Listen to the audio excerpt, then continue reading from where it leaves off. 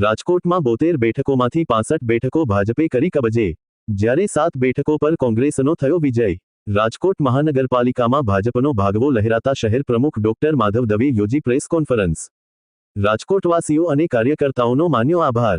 રામભાઈ મોકરિયા રાજ્યસભાના સાંસદે વધુ વિગત આપી।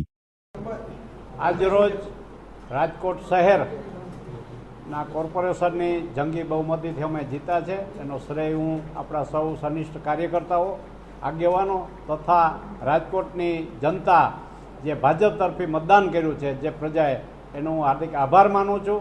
અને જેમ માધવભાઈએ કીધું એમ આવનાર દિવસોમાં વધુમાં વધુ સારી સેવા રાજકોટની પબ્લિકની થઈ શકે એના માટેની વ્યવસ્થા ગોઠવશું।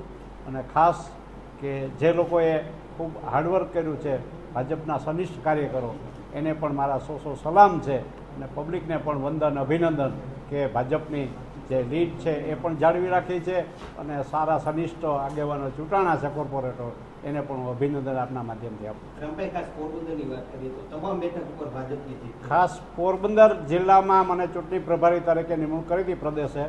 પોરબંદર ખાતે 11 પહેલાં કોર્પોરેશનની સીટ બિનહરીફ થઈ હતી, બાકીની બધી સીટ પણ આજે 100% 52 સીટ ભાજપનો વિજય થયો છે। એવી જ રીતના પોરબંદર જિલ્લાની સીટો જે જિલ્લા પંચાયતની એ પણ બધી 100% જીત મળી છે।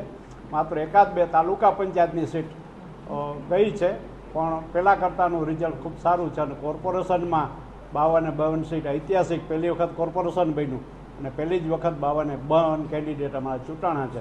એને માટે હું ત્યાં પણ પોરબંદરના સર્વે કાર્યકર્તા, આગેવાનો અને પોરબંદરની જનતાનો આપના માધ્યમથી ખૂબ ખૂબ આભાર માનું છું। ભારત માતા કી જય।